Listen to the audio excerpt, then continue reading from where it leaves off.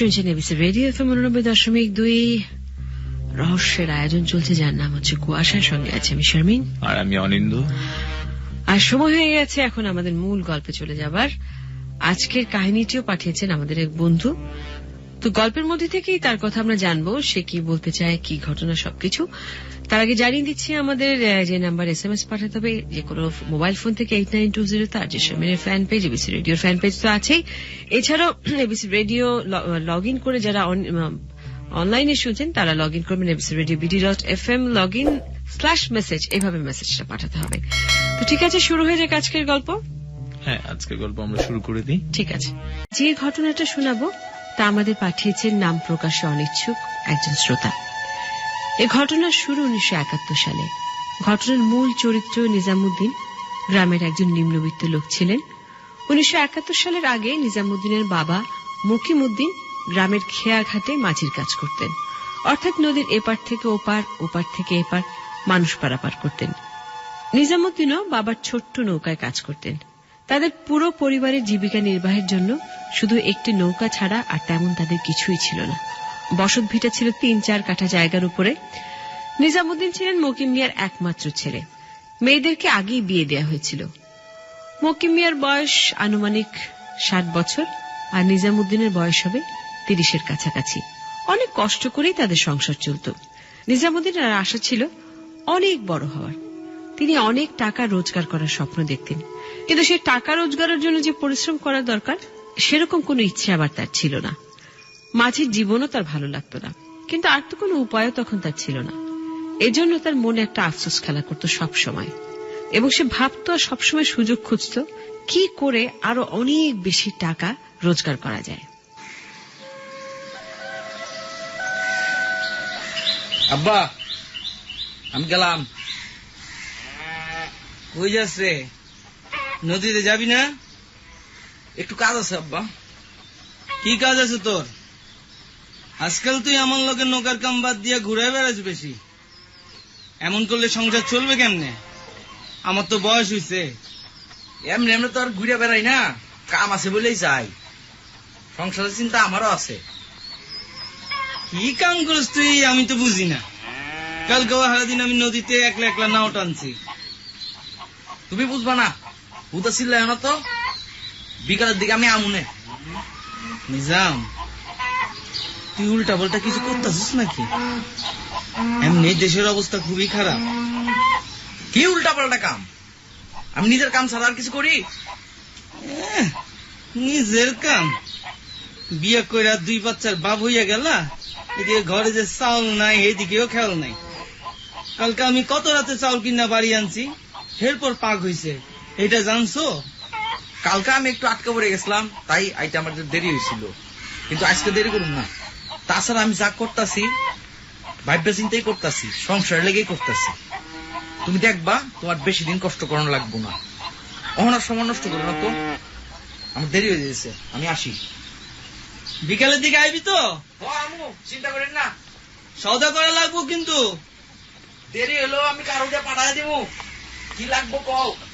অনেক কিছু লাগবো ঘরের, তুই বউর কাছ থেকে যাই না নেগা। আচ্ছা। মাঝির ছেলে নিজামুদ্দিন অনেক সাঙ্গপাঙ্গ জুটিয়েছিল। সে ছিল ধুরন্ধর প্রকৃতির মানুষ। এ ধরনের মানুষের যেমন গ্রামে একটা দল থাকে, সেইভাবেই সে একটা দল জুটিয়ে ফেলেছিল। কিন্তু বখাটেপনা করা আবার তার কাজ ছিল না। তার লক্ষ্য ছিল আরো অনেক বড়। 1971 সালের 26শে মার্চ যখন সারা দেশে বাজছে যুদ্ধের দামামা, ঢাকা শহরের অবস্থা তখন ভয়ঙ্কর। আমরা যে জায়গাটার কথা বলছি সেটাকে শহর বলাও চলে না, আবার গ্রামও বলা চলে না। মাঝামাঝি একটি পরিবেশের অনুন্নত এলাকা। কোনো বিদ্যুৎ ছিল না, নদীর পাড়ে বাজার ছিল। প্রতিদিনই সেখানে ছোট আকারের একটা বাজার বসত, আর সপ্তাহে একদিন বড় আকারের সাপ্তাহিক হাট বসত। সে বাজারে সব রকমেরই দোকান ছিল, বিশেষ করে সোনার দোকান ছিল বেশ কয়েকটি। 26শে মার্চ রাতের ভয়াবহতার সুযোগ নিয়ে ওই বাজারে প্রায় সব দোকানে হামলা হলো, আগুনে পুড়িয়ে দেয়া হলো পুরো বাজার, লুট হলো সোনার দোকানগুলো, দামি জিনিসপত্রগুলো। ওই দিন রাতে বাজারের আশেপাশে যারা ছিলেন তারাও রাতের অন্ধকারে গ্রাম ছেড়ে পালিয়ে গিয়েছিলেন। তাদের বাড়িঘরের দামি জিনিসপত্র সেদিন লুট হয়ে গেল।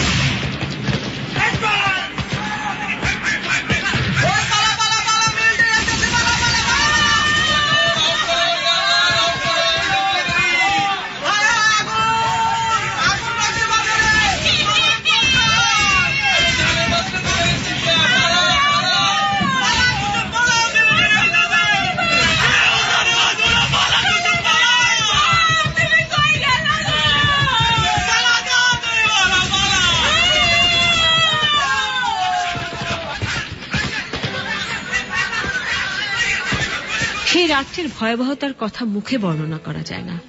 আতঙ্কে মানুষ পালিয়ে বাঁচতে চেয়েছে, কিন্তু বাঁচতে পারেনি অনেকেই। হুঁশ জ্ঞান হারিয়ে ঘরবাড়ি রেখে সবাই চলে গিয়েছিল। এত আগুন, এত ধ্বংস আর কখনো দেখেনি কেউ। পরের দিন অর্থাৎ 27শে মার্চ প্রচুর মৃত মানুষ বাজারে পড়ে রইল, নদীতে অনেক লাশ ভেসে রইল। স্থানীয় লোকজন ধারণা করেন এই কাজগুলো শুধুমাত্র পাকিস্তানি হানাদার বাহিনী নয়, নিজামুদ্দিন ও তার সাঙ্গপাঙ্গ এতে জড়িত ছিলেন, এবং নিজামুদ্দিনের মূল লক্ষ্যই ছিল সাধারণ মানুষের ঘরবাড়ি লুট করা, দোকানপাট লুট করা, বিশেষ করে সোনার দোকান। কিন্তু এর কোনো শক্ত প্রমাণ তখন কারো কাছে ছিল না। নিজামুদ্দিন পাকিস্তানি হানাদার বাহিনীকে কতটুকু সহযোগিতা করেছিলেন বা আদৌ করেছিলেন কিনা সে ব্যাপারে তেমন কিছুই জানা যায়নি।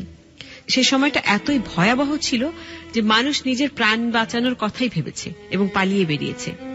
নিজামুদ্দিনও কোনো প্রমাণ রাখেন নাই।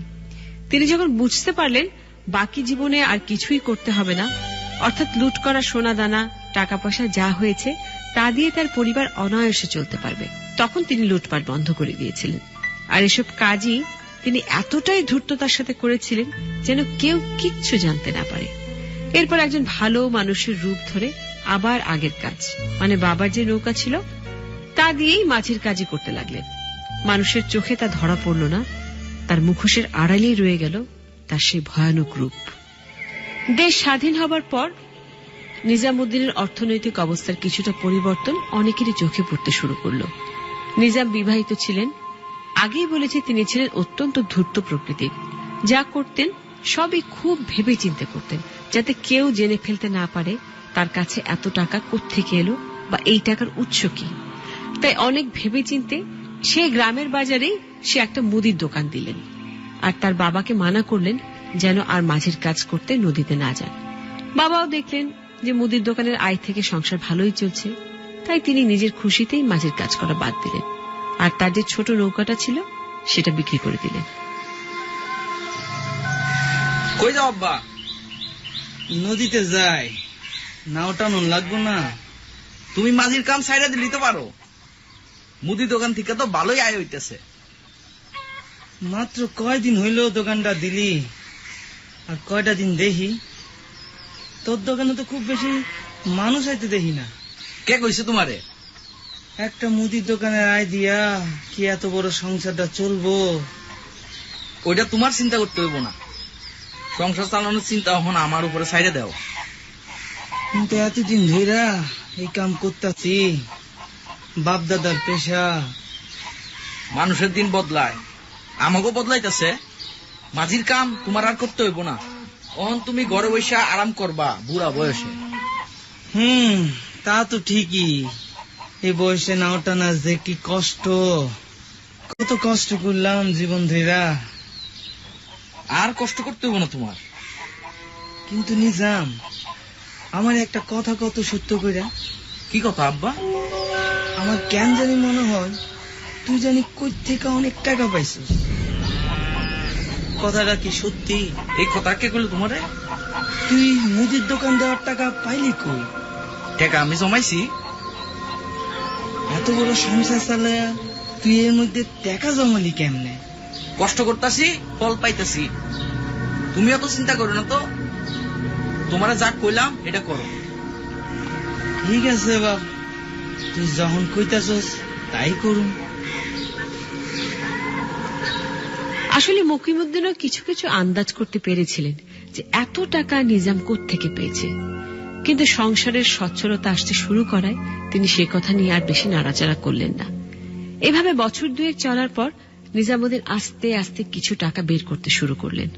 প্রথম দিকে কিছু কিছু ধানের জমি কিনতে লাগলেন। তখন অবশ্য গ্রামের অনেকেই ব্যাপারটাতে সন্দেহ করেছিলেন, কারণ নিজামের দোকানের যে আয় তা দিয়ে সংসার চালানোর পর এত জমি কেনার জন্য বাড়তি টাকা জমাতে পারাটা বেশ অস্বাভাবিক ব্যাপার। তাই তার টাকার উৎস সম্পর্কে অনেকেই হিসাব মিলাতে পারছিলেন না। কি মকিম মিয়া, তোমার খবর কি? এই তো ভালো আছি, তোমার খবর কি রহিম মিয়া? আছি আর কি। শুনলাম তোমার পোলায় নাকি একটা ধানের জমি কিনতেছে। ঠিকই শুনছ। সংসার বড় হইতেছে, জমি জমা তো কিছু কম লাগে। তা তো ঠিকই, কিন্তু ব্যাপারটা বুঝবার পারলাম না। কি ব্যাপার কও তো? একটা নাও চালাইয়া তোমরা বাপে পোলায় মুদি দোকান দিলা, আবার জমি জমা কিনতেছ। তোমাকে দোকান দেখা তো মনে হয় না যে। কি মনে হয় না চাচা? আরে না না, কেমন আছো বাবা নিজাম? আছি তো ভালোই, কিন্তু আপনি আব্বার এসব কি কইতাছেন? না তেমন কিছু না, তুমি এত দিনে এত উন্নতি করলা, সেই কথাই কইতাছিলাম। চাচা আমি পরিশ্রম করতেছি, তাই উন্নতি করতেছি। মাইন্ডেরা তো ভাবনা চিন্তা করানোর কি দরকার? না তা তো ঠিকই, তা তো ঠিকই। তো খালি খালি পরিশ্রমই তো আর হয় না, কপালও লাগে। আমরা কি কম পরিশ্রম করতেছি? ইয়াসিন, দোস্ত ইয়াসিন। কি হলো দোস্ত? আমরা খুঁজতেছিলা? ও তোমার আমি টাকা দিছিলাম জিনিস আনতে, খবর কি তা? চিন্তা করো না দোস্ত, জিনিস সময় মতো আয়া বলবে। আজকে কিন্তু তোমার সারা রাত থাকুন লাগবে দোস্ত। আরো কতগুলো কাম আছে। কি কাম কত? আমার মিলের ব্যাপারে তোমার সাহায্য দরকার। কি সাহায্য দরকার একবার খালি কম না, চোখের বলকে কাম হয়ে যাবে। শুনলাম সামনে নাকি আর কে কে মিল খোলার কথা চিন্তা করতেছে। কয়েকটা নতুন কারখানা এদিকে খুলছে। আমার ব্যবসা দেখছস? তুমি জানলা কেমনে? শুনছি আমি। সত্য কিনা ক? ঠিকই শুনছ। অনেক বড় একটা জমি আমি বায়না করে ফেলাইছি। এটা আসলাম মিয়ার জমি না? সে বেচতে রাজি হইল? রাজি হয় নাই, রাজি করাইছি। কেন? ওই জমিটা তোর কিনানোর দরকার কি আছিল? আসলাম মিয়া আমার কাছে নালিশ দিছে, ফের ইচ্ছা ছিল না জমি বেচনের। তুই তাদের জবরদস্তি করছস। হ্যাঁ করছি, তাতে কি হয়েছে? আর আমি কি বিনা। এই এদিকে মাংস দিয়ে যা, টেবিলটা ধর। আরে আরে রহিম চাচা, আসেন আসেন আসেন, ভালো আছেন তো? ভালো আছি বাবা, তুমি তো দেখছি বিরাট আয়োজন করে ফেলছো। রবি আপনাকে দোয়া চাচা। এই ঘটনাটা তাহলে কই রেই ফেলাইলা, কিন্তু কামটা ঠিক হইল? কেন, কোন কামটা ভুল হয়েছে চাচা? শুনলাম আসলাম মিয়ার জমি রোদ দূরে নিয়ে নিচ্ছ। আসলাম মিয়া কি এই কথাই কইছে? এইরকমই তো শুনলাম। ঠিক আছে, আমি তারা দেখতে নিব। কখন আপনার লগে এই কথা আমি কইতে চাই না। আপনি খাইতে বসেন। এই এদিকে পানি দে। পরের দিনের কথা, তখন মাত্র ভোর হয়েছে। নদীর অন্য পারের গ্রামে, যেখানে নিজাম সাহেবের ইটের ভাটা কিনেছেন, সেই গ্রামের এক লোক ভোরে নামাজ পড়তে যাচ্ছিলেন। একটা জংলা জায়গার পাশ দিয়ে যাবার সময় ভয়াবহ একটা দৃশ্য দেখে তিনি চিৎকার করে উঠলেন। কি দেখেছিলেন তিনি? সেখানে পড়েছিল একটা মানুষের কাটা মাথা। তাড়াতাড়ি পাশালে যাই, ফজরের নামাজটা পড়ে আবার কামে যাওয়ার লাগবো। ওই যে কি পড়ে আছে? কে গো আছো? আল্লাহ রে, এই কি দেখতাছি? কে কই আছো?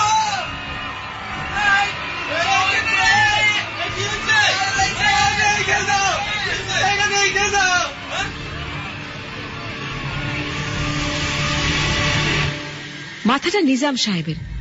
ভয়ঙ্কর দৃশ্য দেখে গ্রামবাসী জড়ো হয়ে পুলিশে খবর দেয়। পুলিশ এসে জঙ্গলের ভেতর থেকে নিজাম সাহেবের ক্ষত বিক্ষত লাশ উদ্ধার করে। সবাই হতভম্ব হয়ে গেছে। যে লোকটা এত বড় উৎসব করে গতকালই সারা গ্রামের লোককে খাওয়ালো, মাত্র একদিনের ব্যবধানে তার বিভৎস লাশ পাওয়া গেল। কে খুন করেছে তাকে? এ প্রশ্ন তখন সবার মনে। বিশেষ করে তার শত্রু কারা ছিল তা নিয়ে অনেক জল্পনা কল্পনা শুরু হয়ে গেল। পুলিশ খোঁজ খবর শুরু করলো। তখন দেখা গেল সন্দেহটা গিয়ে পড়ে অনেকের ঘাড়েই। নিজামুদ্দিনকে অনেকেই সহ্য করতে পারত না। অল্প দিনের মধ্যে তার আঙুল ফুলে কলা গাছ হওয়ার জন্য অনেকেই তাকে যেমন হিংসা করত, আবার অনেকের সাথেই সরাসরি তিনি শত্রুতাও গড়ে তুলেছিলেন। কারো ব্যবসা নষ্ট করে, আবার কারো জমি বিক্রিতে বাধ্য করে অনেককেই তিনি খেপিয়ে তুলেছিলেন।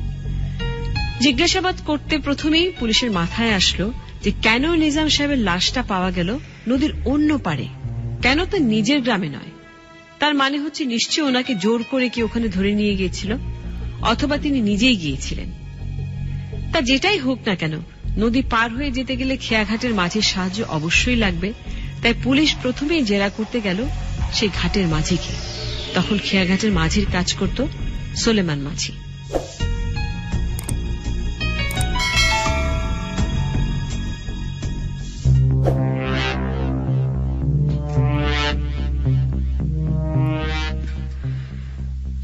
আরেকবার স্বাগত কুয়াশা।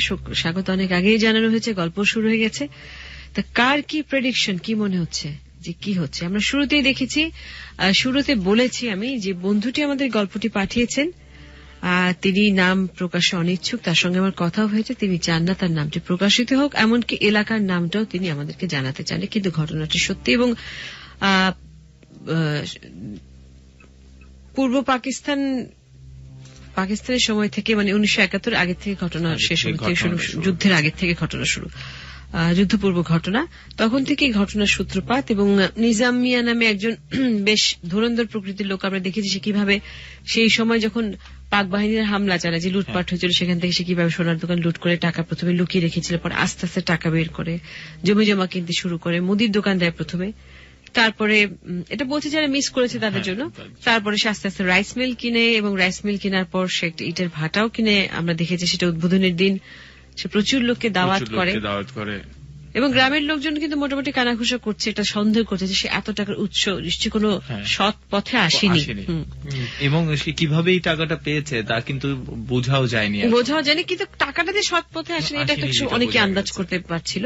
তো যেদিন সে ইটের ভাটা উদ্বোধনী দিনের সে গ্রামের লোকজনকে অনেকগুলো গরু টরু কেটে খাইয়েছে, তারপরের দিন সকালবেলায় তার একটি কাটা মাথা পাওয়া গেল, ভয়াবহ একটা ব্যাপার। এবং পুলিশ এসে নিয়েও গেছে, এবং খেয়াঘাটের মাঝিকে জিজ্ঞাসাবাদ করা হবে। আমরা এখানে শেষ করেছি। তো আমার মনে হয় যে আমরা এখানে এসে শেষ করেছি। আমরা অনেক বন্ধু অনেক প্রশ্ন করেছে, দুই একটা প্রশ্ন আমরা পড়বো নাকি আমরা গল্পে চলে যাই? আমরা ছোট্ট একটা বিরতি নেই, আমরা বিরতি থেকে ফিরে এসে আমরা গল্পের বাকি অংশে চলে যাই। আমার মনে হয় আমরা কথা না বলি, বন্ধুরা বিরক্ত। কিন্তু যাবার আগে আরো একবার জানিয়ে দিচ্ছি, আমাদেরকে লিখে পাঠাবার ঠিকানা যে কোনো মোবাইল থেকে 8920 RJ শারমিনের ফ্যান পেজ এবং এবিসির ফ্যান পেজে লেখা যেতে পারে। সঙ্গে আছি শারমিন এবং আমি অনিন্দ। চলছে কুয়াশা, এবিসি রেডিও FM 89.2 তে, সঙ্গেই থাকবেন। ছোট্ট একটা বিরতির পর কুয়াশায় ফিরে এলাম, আমি শারমিন আর আমি অনিন্দ। আমরা বেশ কিছু প্রশ্নের সম্মুখীন হয়েছি, যেমন একজন লিখে পাঠিয়েছেন যে নিজামকে খুন করেছেন ইয়াসিন, তার কোনো প্রমাণ এখনো পর্যন্ত আমরা কিছুই পাইনি। হ্যাঁ, আর তুমি আমার ফ্যান পেজে কোনো লেখা আছে? আমরা আমার মনে হয় আমরা কয়েকটা লিখে উত্তর দিয়ে তারপর আমরা বাকি অংশে যাচ্ছি। আজ শারমিন ফ্যান পেজে আবু সুফিয়ান লিখেছেন, আপু গতবারের পর্বটা বেশ ভয়ের ছিল, আজ আমি আর আমার বন্ধু অনেক কুয়াশা শুনছি। বকুল মিয়া লিখেছেন, একটু একটু ভয় লাগছে। FM পাগলা লতিফ লিখেছেন, কুয়াশার সময় যদি বৃষ্টি হয় তাহলে খুবই ভয় লাগবে।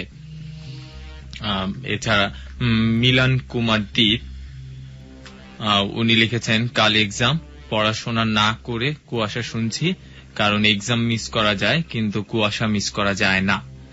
একদম ট্রু।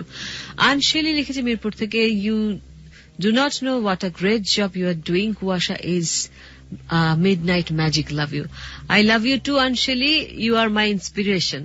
আমার প্রতিটি শোতে আপনার কথা, আপনার লেখা আমাকে অনেক ইন্সপায়ার করে। আপনি দোয়া করবেন যেন আমি আরো ভালো আয়োজন করতে পারি। রংপুর বয় লিখেছে, কুয়াশা আয়োজনটা প্রতিদিন প্রচার সম্ভব, এটা অসম্ভব এটা মানি, কিন্তু কুয়াশার প্রচার সময়টা তো 1 ঘন্টা বাড়াতে পারো, তাই না?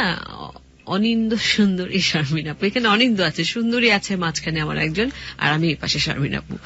আচ্ছা ঠিক আছে। রহিম লিখেছে খাগড়াছড়ি থেকে, রক্ত গরম, আচ্ছা শুনতে শরীর, খাগড়াছড়ি থেকে শুনেই গা শিউরে উঠলো, রক্ত গরম তো তাই জানি, কুয়াশার তুলনা শুধুই কুয়াশা। আচ্ছা, কুয়াশার প্রচুর প্রশংসা। আমার মনে হয় আমরা আবার কুয়াশাতে ফিরে যাই, কুয়াশার কাছে আমরা এখন যাই, আমরা বাকি অংশটা শুনি। আমরা যেটা দেখছিলাম যে খেয়াঘাটের মাঝিকে সোলামান নামে, খেয়াঘাটের মাঝি নামে একজন কাজ করতো, তখন সেই সোলামানকে প্রশ্ন করবে পুলিশ, তাকে প্রশ্ন করছে, কি প্রশ্ন করে সেটা আমরা শুনবো। তার আগে জানিয়ে দিচ্ছি বন্ধুদের, যে কোনো মোবাইল ফোন থেকে আমাদেরকে SMS পাঠানো যাবে 8920 নম্বরে। আর এছাড়া RJ শারমিনের ফ্যান পেজ আছে, আর সঙ্গে আছে এবিসি রেডিওর ফ্যান পেজ, আর সাথে আছি শারমিন এবং অনিন্দ।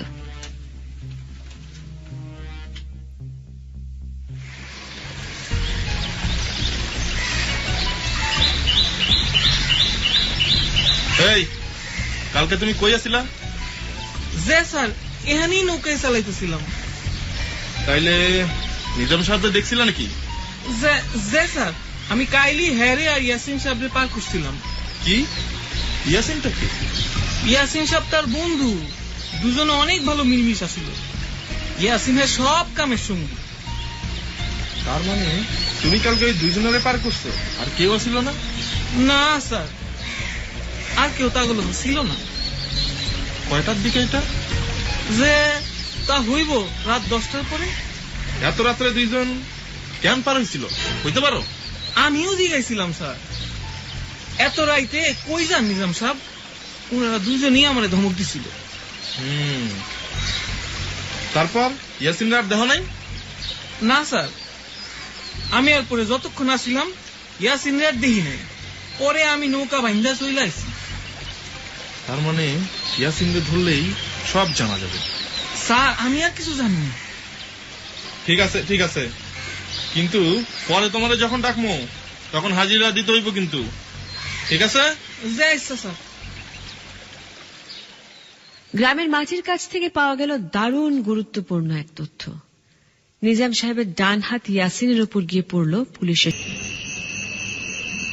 তুমি এরকম কেন করতেছ?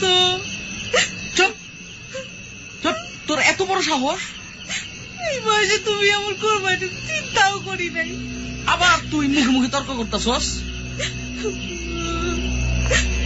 আমার একটা কথা হলো।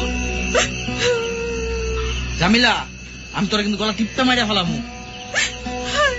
কি সর্বনাশ হইল! খবরদার এই কথা জানে কেউ না জানে।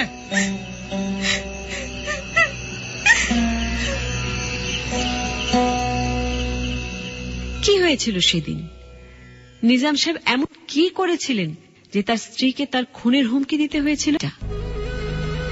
বা বলা যায় অনেক অনেক তথ্য থেকে তার আন্দাজ করতে পেরেছিলেন যে আসলে কি ঘটেছিল। বেশ কিছুদিন পরে যখন ইয়াসিন জেল খেটে বের হয়, তখন তার কাছ থেকে পাওয়া গিয়েছিল বেশ কিছু তথ্য। সেগুলোই আজ আপনাদের জানাব। গল্পটা শুধু অন্যায় আর লোভেরই নয়। যে গল্প বলবো আজ, সেটা যেন প্রমাণ করে দেয় যে মানুষকে তার কর্মফল একদিন না একদিন পেতেই হয়। নিজাম সাহেব যখন তার রাইস মিলটা চালু করেছিলেন, সম্ভবত তখন থেকেই তার খারাপ দিনের শুরু। মিলটা ছিল নদীর খুব কাছে, নদীর পশ্চিম দিকে, নদী থেকে প্রায় 300 গজ দূরে। মিলের পাশ দিয়ে ছিল একটা রাস্তা। নদী পার হয়ে লোকজন নিজাম সাহেবের মিলের পাশ দিয়ে যাওয়া আসা করত। ধীরে ধীরে ওই রাস্তার লোকজনের যাতায়াত বাড়ছিল, কারণ মিল থেকে 1-1.5 কিলোমিটার দূরেই গড়ে উঠেছিল কিছু শিল্প কারখানা। ওইসব শিল্প কারখানায় নদীর অন্য পাশ থেকে এসে চাকরি নিয়েছিল অনেকেই। একদিন নিজাম সাহেব লক্ষ্য করেন যে মিলের পাশ দিয়ে বেশ কিছু তরুণী মেয়েরা নিয়মিত যাতায়াত করছে। তিনি খুব আগ্রহী হয়ে উঠলেন। প্রথম তিনি একটি চেয়ার নিয়ে রাস্তার পাশে বসে থাকতেন সকাল আর সন্ধ্যায়, ঠিক যে সময়গুলোতে ওই মেয়েদের দলটা সেখান দিয়ে যেত। মেয়েগুলো ওখানকার একটা বিস্কুট কোম্পানিতে প্যাকিং এর কাজ করত। তাদের ডিউটি ছিল সকাল 8টা থেকে বিকেল 5টা পর্যন্ত। তো প্রতিদিন 10-12 জন মেয়েদের একটা দল নিজাম সাহেবের মিলের সামনে দিয়ে যাতায়াত করতে থাকে। ওই মেয়েদের মধ্যে একটা মেয়েকে নিজাম সাহেবের বিশেষভাবে ভালো লাগলো। তার নাম ছিল লিলি আক্তার। বয়স 18-19 হবে। দেখতে অত্যন্ত সুন্দরী, গায়ের রং যেন একেবারে দুধে আলতায়। বিশেষ করে অন্য মেয়েদের সাথে লিলি আক্তার যখন হাসাহাসি করত, সেই হাসি দেখে নিজাম সাহেব পাগল হয়ে গেলেন। কিন্তু মেয়েটা ছিল বিবাহিতা, তবে তার কোনো সন্তান ছিল না। তো নিজাম সাহেব একদিন তার ডান হাত ইয়াসিনকে সবকিছু খুলে বললেন। লিলি আক্তার সম্পর্কে বিস্তারিত খোঁজ নিয়ে জেনে দিতে বললেন।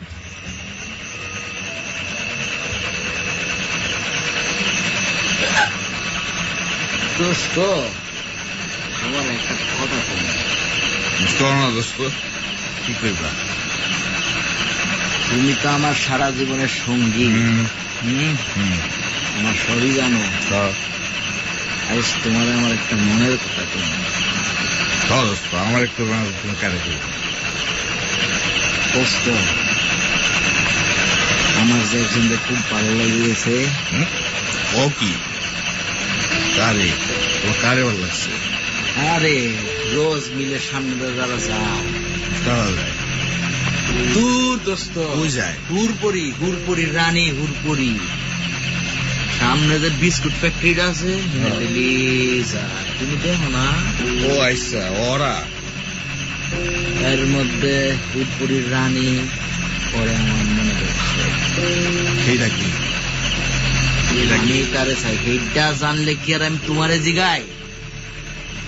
তুমি আমারে সব খবর আইনা দিবা।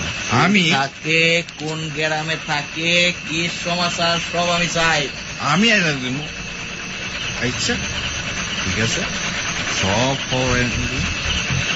কাল সব খবর তুমি পাইবে। কাল আমি আইজেই চাই, আমি সব চাই, আইজেই চাই। আজ তো অনেক রাত হয়ে গেছে, সবাই বাড়ি দিতেছে না। ঠিক আছে, তুমি সকালটা পর্যন্ত অপেক্ষা করো। তাহলে কাল কিন্তু আমার দুপুরের খবর আমি চাই। অবশ্যই পাইবা, ডিটেইল পাইবা, পাইতেই হবে, শিওর পাইতেই হবে। সেই অনুযায়ী ইয়াসিনও পরের দিন বিকেল 5টার পর ওত পেতে বসে থাকে। বাড়ির দিকে রওনা হওয়া মেয়েটার দলটার পিছু নেয় এবং শেষ পর্যন্ত লিলি আক্তারের বাড়ি চিনে আসে। লিলি আক্তার ভালোভাবে খেয়াল করেনি, সে কিছুই জানতে পারল না। নিশ্চিন্তে সে নিজের বাড়িতে ঢুকে পড়ে। ইয়াসিন তার বাড়ির পাশে একটা ছোট্ট দোকান দেখে সেই দোকানে কিছুক্ষণ অপেক্ষা করে। এরপর দোকানদারকে জিজ্ঞাসাবাদ করে লিলি আক্তার সম্পর্কে। বন্ধু আমার পানের দোকানদার, ও সখী রে, বন্ধু আমার পানের দোকানদার। কি দিমু, কিছু লাগবো আপনার? হ্যাঁ? ও না না না, দাঁড়ান। কাউরে কি খুঁজতাছেন? না ঠিক তা না। ও দেখুন ধৈরাই তো দেখতাছি খাড়াইয়া আছেন, কোন তো ব্যাপারটা কি? আসলে এই দিক দিয়ে এক গ্রামে যাইতেছিলাম, হয়রান হয়ে গেছি গা। ও আচ্ছা, বুঝবার পারছি। পান আছে, তাই পান খান। পান? আচ্ছা দেও। বন্ধু আমার পানের দোকানদার, সখী রে। এই যে লন, খুবই বালা পান। আচ্ছা এই বাড়িটা কাগো? ও এই বাড়িটার কথা জিগাইতেছেন? এইটা তো আমাকে কাশেম মিয়ার বাড়ি। কাশেম মিয়া? হ্যাঁ করে কি? আর তেমন কিছু করে না, চাষবাস করে আর কি, আর খাজুরের রস বেচে। আচ্ছা এই কাশেম মিয়ার কথা জিগাইলেন কেন? না এমনি আর কি। আচ্ছা আচ্ছা, এই যে মাইয়াটা বাড়ির ভিতর ঢুকলো, এইটা কে? ও ওই মাইয়াটা তো আমাকে কাশেম মিয়ারই বউ। বউ? নাম কি? এর নাম হইতাছে গিয়া লিলি বেগম। ও আচ্ছা আচ্ছা ঠিক আছে, এলন পানের দাম লন। যে আচ্ছা, বন্ধু আমার পানের দোকানদার।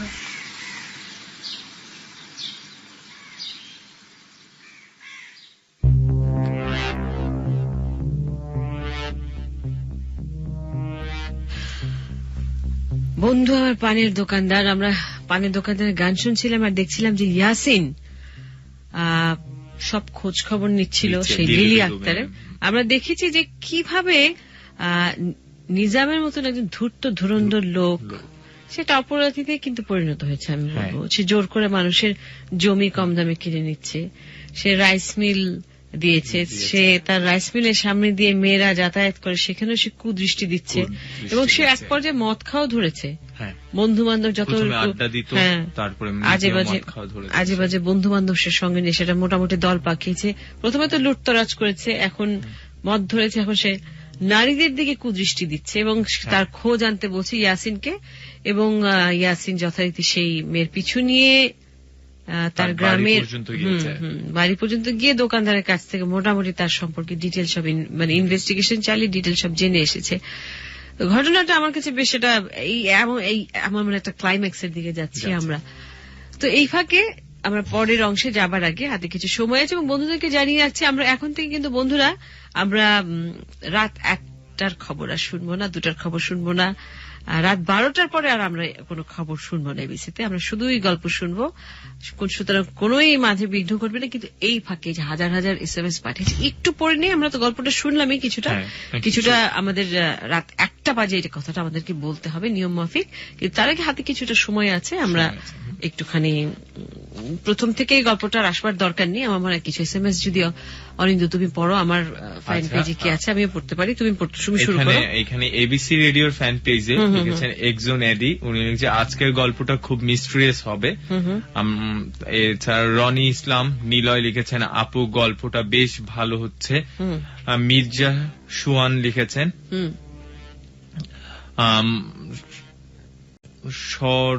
শরতে ভয় লাগছে তবু শুনবো, কারণ রহস্য জানতে ইচ্ছে করে, খুব ভালোবাসি।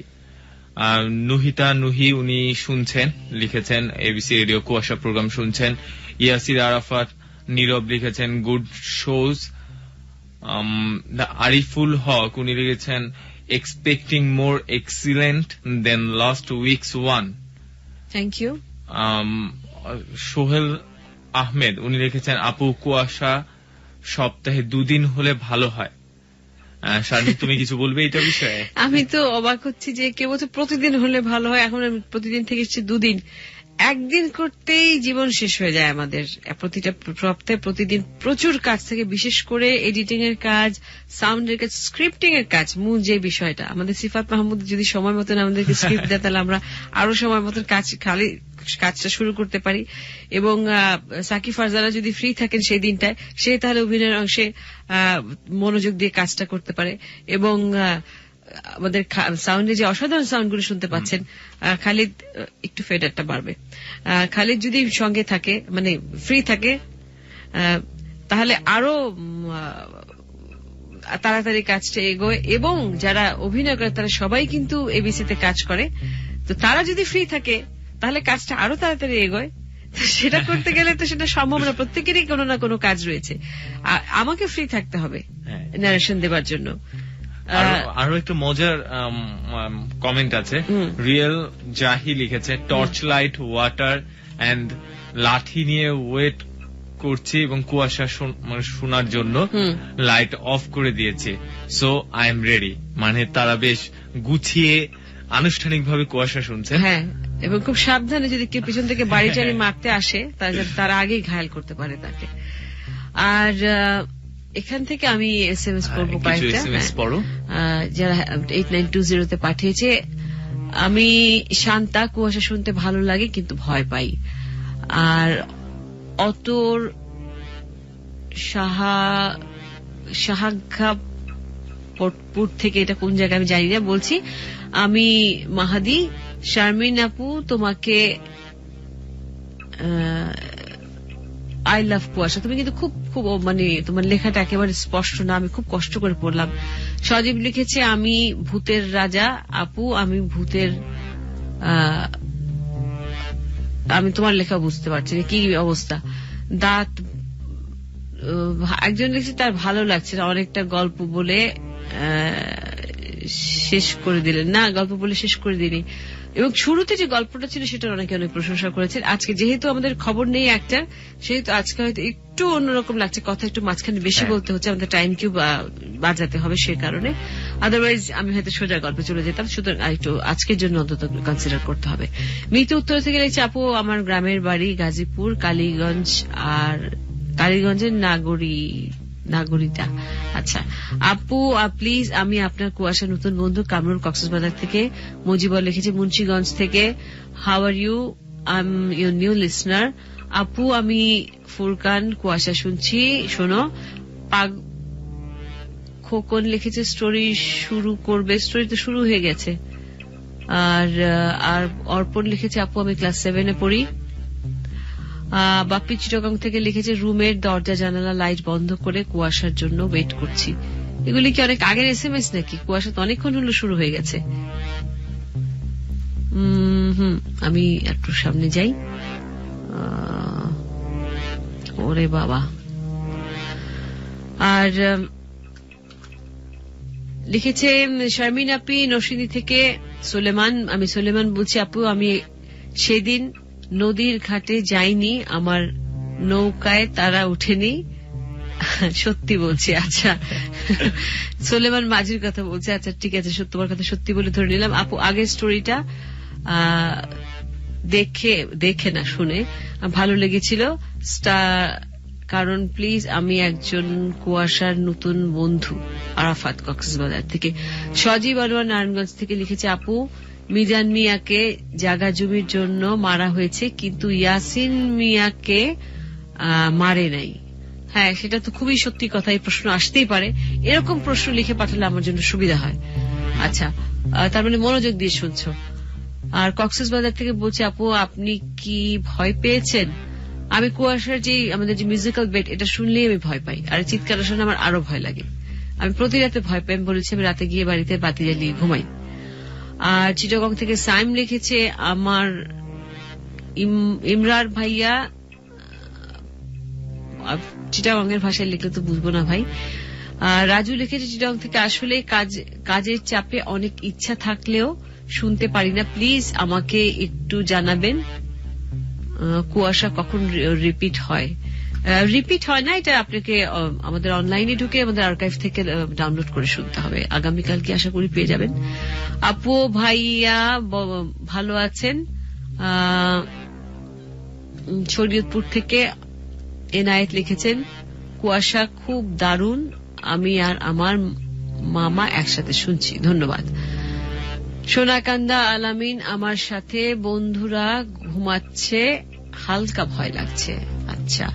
কুয়াশা ফারিয়া ফার্মগেট থেকে লিখেছে, আপু এখন ধারণা হচ্ছে নিজামের প্রতিবেশী চাচা, নামটা ভুলে গেছি, মেবি রহিম উদ্দিন জড়িত হতে পারে। হ্যালো, আমি ঝুমুর ফ্রম চিটাগং। আজকের ঘটনাটা ভালো লাগছে না। হতে পারে ভালো লাগছে না, কারণ তুমি হয়তো ভূত আশা করছো। আমরা ভূতের গল্প প্রচার করি না সবসময়। নাজিবা লেগেছে, আপু কুয়াশা এমন একটা শো যেখান থেকে আমরা প্রতিনিয়ত কিছু শিখি এবং অনেক বিষয়ে কেয়ারফুল হই। ভেরি ট্রু, এটাই হচ্ছে আমার আসল উদ্দেশ্য। চিটাগং টাইগার পোস্ট থেকে লিখেছে সোহেনা সুমি, শারমিন আপু, অনিন্দ ভাইয়া কেমন আছো? শারমিন আপু, তোমার কথা আমার খুব ভালো লাগে, আর তোমার কুয়াশার কাহিনী শুনতে ভালো লাগে। ঠিক আছে, একটা ছোট্ট বিরতি নিব, তারপরে আবারও ফিরে আসছি কুয়াশার বাকি অংশ নিয়ে। সঙ্গেই থাকো। লিখে পাঠাবার ঠিকানা জানিয়ে দিচ্ছি, যে কোনো মোবাইল থেকে 8920 আর যে শারমিনের ফ্যান পেজ এবং এবিসি ফ্যান পেজ আছে। সঙ্গে আছি শারমিন আর আমি অনিন্দ। সূর্য কুয়াশা, এবিসি রেডিও FM 90.2। বন্ধুরা, একটু বেশি বিরতি হয়ে গেছে মাঝখানে, সেজন্য আমি দুঃখিত, কারণ আমাদের একটু নিয়ম কানুন পাল্টে গেছে যে আমরা প্রতি ঘন্টা খবর শুনতাম। সাধারণত আমরা খবরের পরপরই আরেকটা ইসে চলে যেতাম। যেহেতু আজকে খবর নেই বলে একটা মাঝখানে একটা গ্যাপ হয়ে গেছে, তো সেই ফিলার হিসেবে কিছু করে কথা বলতে হয়েছে, প্রবল শুনতে হয়েছে। তো আমরা আবার মূল গল্পে ফিরে যাচ্ছি। অনিন্দ, আমরা যেখানে ছিলাম সেটা হচ্ছে আমরা দেখতে পাচ্ছিলাম যে নিজাম মিয়া একজন ধুরন্ধর প্রকৃতির লোক ছিলেন। সে কিভাবে দুর্নীতির পথ অবলম্বন করে স্বাধীনতার সময় থেকে শুরু করে সেই সময় সে যুদ্ধ চলাকালীন সময়ে হানাদার বাহিনীদের সঙ্গেও লুটপাট করেছে। লুটপাট করেছেন এবং লুটপাট করে সে এই পর্যন্ত এসে এক পর্যায়ে সে স্বাধীনতার পরে তার আস্তে আস্তে দেখা যায় যে তার কাছে যে পয়সাগুলো ছিল এবং তারপর সে মুদির দোকান দেয়, সেখান থেকে রাইস মিল, এবং রাইস মিল চলাকালীন সময়ে সে আরো অধঃপতনে যায়। মদ জুয়া সবই চলতে থাকে, কিছু বাজে বন্ধু বান্ধব জোটার প্রথম থেকে আমরা শুনেছি সে দল বল নিয়ে চলাফেরা করতো। এবং সেই রাইস মিলের সামনে দিয়ে দূরে একটা বিস্কিট ফ্যাক্টরি ছিল, সেই ফ্যাক্টরিতে প্যাকেজিং এর কাজ করতো কিছু মেয়ে। প্রতি দল বেঁধে তারা সকালবেলা সেখানে যেত এবং বিকেলবেলা ফিরে আসতো। সেখান থেকে লিলি আক্তার নামে এক সুন্দরীর প্রতি তার কুদৃষ্টি পড়ে এবং তার যে সহচরী মানে সহকারী সঙ্গে সর্বক্ষণের বন্ধু ইয়াসিন, তাকে পাঠায় সে লিলি আক্তারের খবর নিতে। এবং দেখা গেল যে লিলি আক্তার যে গ্রামে থাকে সেখানে কাশিম মিয়া নামে একজন কৃষকের সে স্ত্রী। আর এই পর্যন্ত আমরা শুনেছি, আমরা তারপরে দেখি কি হয়। যারা সঙ্গে আছেন সঙ্গেই থাকবেন। লিখে পাঠাবার ঠিকানা জানিয়ে দিচ্ছি, যে কোনো মোবাইল থেকে 8920। কোনো প্রশ্ন থাকলে বা কোনো কিছু বলবার থেকে লিখে পাঠান। আর যে শারমিনের ফ্যান পেজ তো আছে, এবিসি রেডিওর ফ্যান পেজও আছে, আর সঙ্গে আছে আমি শারমিন আর আমি অনিন্দ।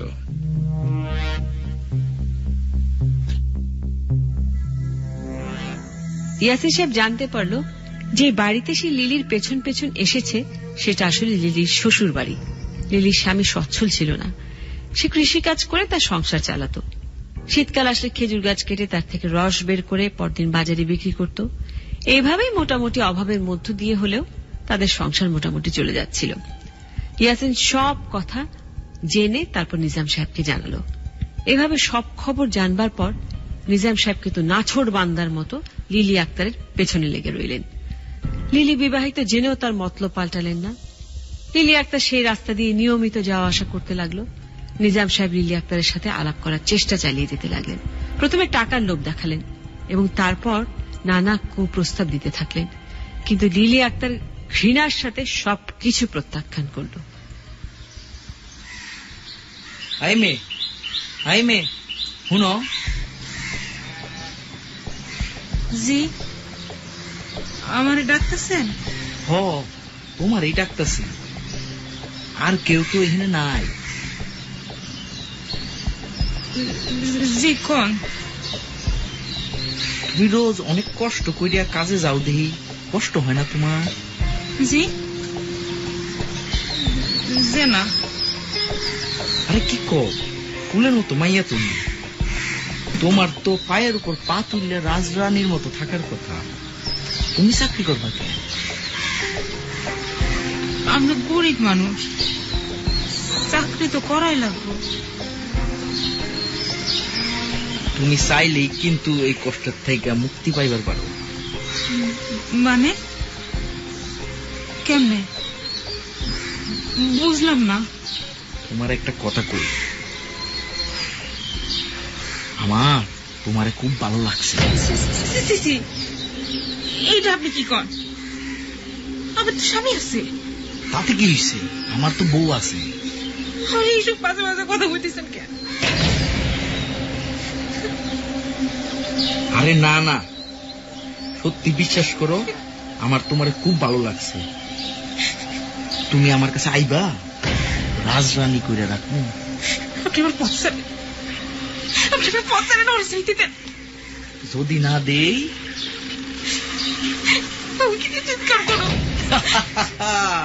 নিজামুদ্দিন কাউরে ডরায় নাকি? আমি সে চাইতে চাই। ঠিক আছে ঠিক আছে, যাও যাও। কোনদিন আপনি আমার সামনে আইবেন না, কোনদিন আমার সামনে আইবেন না। কিন্তু এরপরও নিজাম সাহেব বারবার একই কাজ করতে লাগলেন।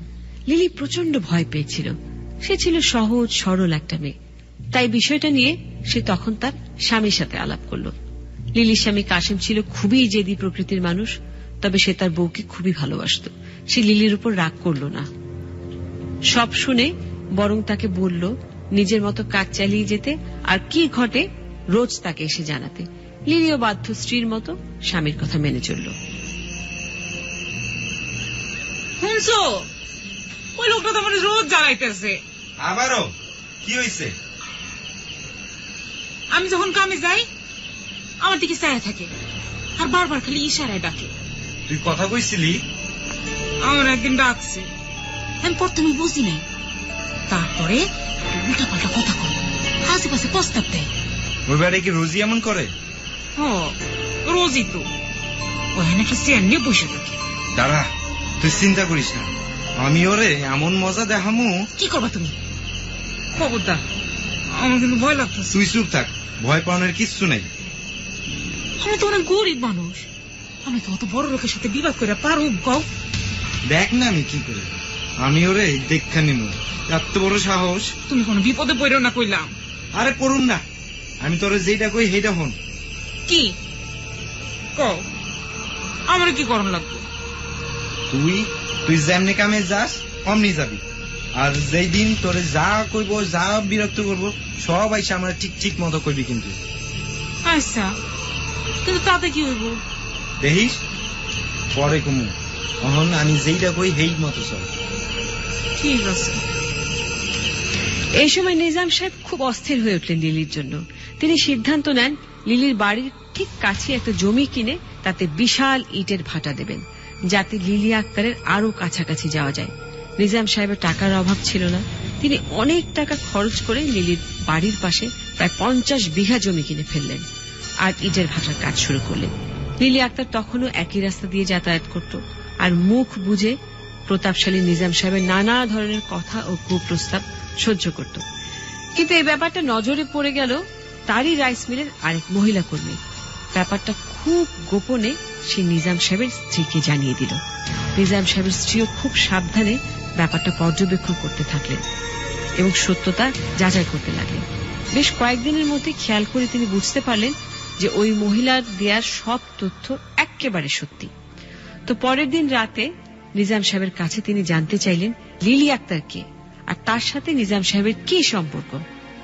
নিজাম সাহেব এই কথা শুনে প্রচন্ড ক্ষেপে গেলেন, স্ত্রীকে মারধর করলেন আর সাবধান করে দিলেন যে এই ব্যাপার নিয়ে আর যেন কোনো কথা না বলে।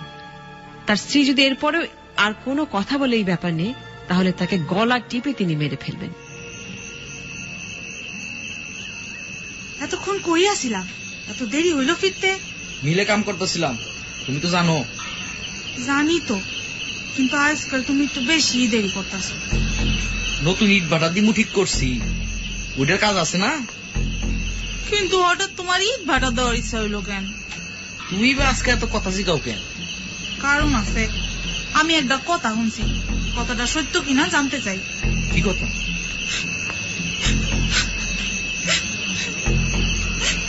কি কথা কও না কে? তুমি নাকি লিলি নামের একজনের বিরক্ত করতেছো। মানে তোর এই কথা কে কইল? যেই কো, সত্যি কিনা কও। তোরে আমার কৈফিয়ত দিতে হইব, করলে করছি। এটা কি কও তুমি? এই বয়সে তুমি? বেশি কথা কবি না, অনেকক্ষণ থেকে সহ্য করতেছি।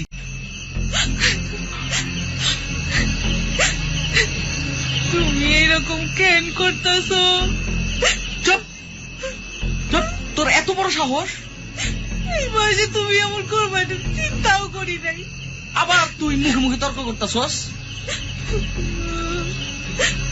আমার একটা কথা শুনো। জামিলা, আমি তোরা কিন্তু গলা টিপ্পা মাইরা ফেলামু। কি সর্বনাশ হইল! খবরদার এই কথা জানে কেউ না জানে।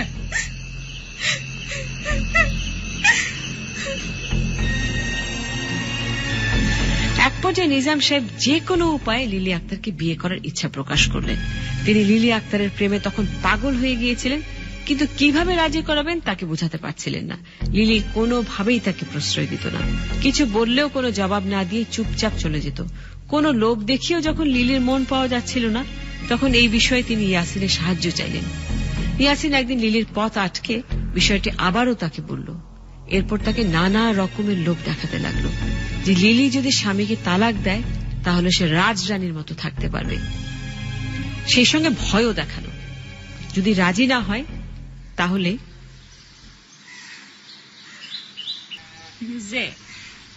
খবর তো শুনছো, আমার দোস্ত নিজামে ইট ভাটার উদ্বোধন হইব, দাওয়াত দিতে আইলাম। তোমারে কিন্তু আইতে হইব। আমি তো ভাবছিলাম আপনারা আরেকটা কথা শুনবেন। তাই নাকি? কি কথা? আজ রাইতে আমার স্বামী বাড়িতে থাকবো না, আপনারা আমার বাড়িতে এসে রাইতে আমার বাড়িতে আপনারা খাইবেন। আরে কও কি? দাওয়াত দিতে আইলাম, তুমি আমারে দাওয়াত দিয়ে দিলা। ব্যাপারটি লিলি বেগম, তোমার মন বদলাচ্ছে মনে হয়। চিন্তা করলাম আপনার কথাটাই ঠিক। বাবা, তুমি তো চাকর চতুর মাইয়া, ভালো করছো। আপনারা আজ খাইবেন তো? আসুন না মানে অবশ্যই আসুন। আমার দোস্ত তো এই কথা শুনলে খুশিতে পাগলে ইট ভাটায় লাভ দিব। তো একটা কথা। কি কথা? রাত 10টার পরে আইবে, নাহলে আবার কেউ দেখে ফেলতে পারে না। এটা আর ফোন লাগতো না, ঠিক আছে? আমরা চলে আসো। আর হলেন কাউরে কিন্তু কইন না। না না, ইজি কও।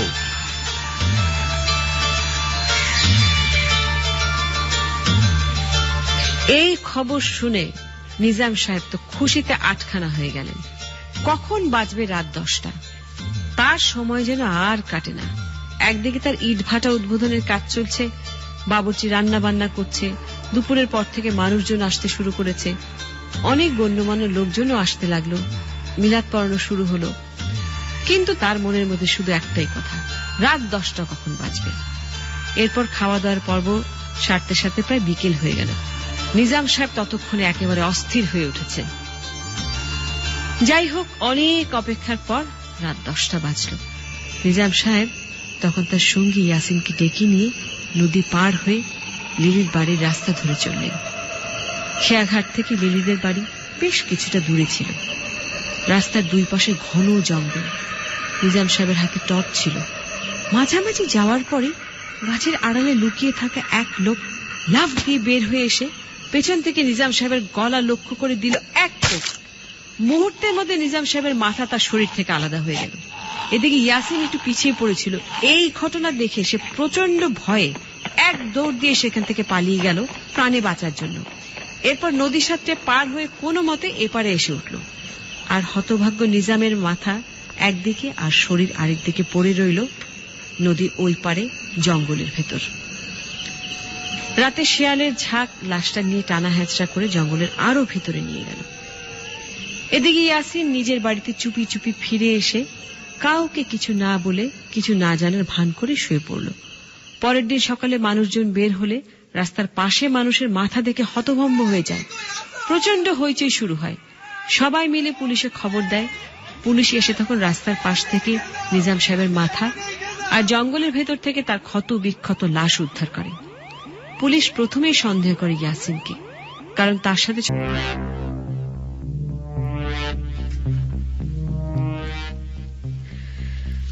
শুনলাম আজকের গল্প যে ধুরন্ধর নিজাম সাহেবের, বা নিজাম সাহেব বলতো খারাপ লাগে, নিজামের পরিণতিটা কি করুন।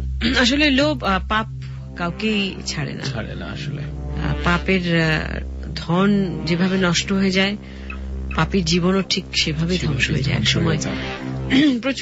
প্রচুর খুদে বার্তা, প্রচুর SMS, প্রচুর মেসেজ ফ্যান পেজ এবং ফেসবুকে, এবং অনেকে ভয় পেয়েছেন। একজন কাপাসিয়া পুলিশ স্টেশন থেকে বোধহয় লিখেছেন, আমার ঠিক আমি SMS-টা হারিয়ে ফেলেছি, তিনি লিখেছেন যে এর মাঝখানে একদিন কুয়াশা শুনে তিনি এত ভয় পেয়েছিলেন, এমন জোরে চিৎকার দিয়ে উঠেছিলেন, ঘুমের মধ্যে তিনি ভয় পেয়েছেন কুয়াশা দেখার পর। তারপরে বাড়ির সবাই এসে তাকে জিজ্ঞেস করছিল তাকে কি হয়েছে। আরেকদিন লিখেছে রাজীব ইসলাম রাজারবাগ পুলিশ লাইন থেকে লিখেছে, আয়েশা শারমিন, তুমি খুলনা থেকে 1 বছর সালমানকে লিখে চলে এসেছ, কখনো ফিরে আসুনি, তবে আমি ঢাকা চলে এসেছি। আর তুমি বুঝলাম এটা কি উনি কি কোনো কাউকে হারিয়ে ফেলেছেন সেরকম কিছু। আর ঢাকা ক্যান্টনমেন্ট থেকে লিখেছে, নয়ন শারমিন আপু, আপনাদের এই অনুষ্ঠান আমি মন দিয়ে শুনছি, আমার খুব ভয় লাগছে। লিখেছে, আপু ভাইয়া, আমি ইসমাইল কক্সবাজারে থাকি, আমার SMS-টা পড়া হয়নি কেন, অনেক দূর থেকে করেছি বলে। আমরা তো মাঝখানে খুব কম SMS পড়েছি, গল্পটা তো শোনাতে হবে, সবার SMS-ই আমরা পড়ি এই আয়োজনে। রাশেদ লিখেছে গাজীপুর থেকে, আপু গল্পটা আমার কাছে বারবার রহস্য মনে হচ্ছে। রহস্যের ঘটনাই একটা জিনিস অনিন্দ, আমরা কিন্তু জানতে পারিনি, মূল খুনি ধরাও পড়েনি, আস্তে আস্তে মামলাটি একটা বন্ধ হয়ে যায়, মামলাটি আর চলে না, চালাতে পারেনি। আর না খুন কোন আসামি কাউকে ধরা পড়েনি, সেরকম সন্দেহভাজন কেউই ছিল না একমাত্র ইয়াসিন ছাড়া। তাকেও পরে পুলিশ কিছু করেনি কোনো অজ্ঞাত কারণে। আর তাকে করেও, কারণ আমরা তো দেখেছি ঘটনাটা যে যেটুকু জানা গেছে যে সে সঙ্গে ছিল, কিন্তু সে যখন দেখে ওইভাবে তাকে গলা কেটে মেরে ফেলা হয়েছে তখন সে পালিয়ে আসে। সন্দেহের আঙুল কিন্তু একমাত্র দুজনের দিকেই যায়, সেটা হচ্ছে লিলি বেগম এবং তার স্বামী কাশিমের। তারাই তাকে যেতে বলেছিল, তারাই তাকে সেদিন ওইখানে যেতে বলেছেন, তাছাড়া তাদের ওইখানে যাওয়ার কোন কারণ ছিল না। তো সেই ক্ষেত্রে কিন্তু আর তারা যে যেতে বলছে তার যেহেতু কোনো প্রমাণ ছিল না, তাই তাদেরকেও পুলিশ ধরেনি এবং তারা একটা সময় জায়গা থেকে চলেও যায়। এবং আমরা দেখি আস্তে আস্তে কিভাবে তার সম্পত্তিগুলিও নষ্ট হয়ে যায়, তার রাইস মিলটা লুট হয়ে যায়, সবকিছু বন্ধ হয়ে যায়, মামলা চালাতে গিয়ে তার জমি জমা সবই সব বন্ধ হয়ে যায়। খুবই একটা ইন্টারেস্টিং একটা ঘটনা। কিন্তু আমি বারবার বলেছি যে বন্ধু, তার নাম আমি প্রকাশ করলাম না, তিনি এমনকি তিনি এলাকার নামটাও জানাতে চাইনি, এবং তিনি বলেছেন যে নিজাম সাহেবের সন্তানরা এখনো বেঁচে আছেন। তো যেহেতু তিনি নাম প্রকাশ করতে চান, তার নিজের নামটা তিনি বলতে চাচ্ছেন না, তাই আমরা তার নাম প্রকাশ করলাম না, এবং জায়গার নামটাও আমরা বলিনি, আমরা সবকিছুই পাল্টে দিয়েছি। আর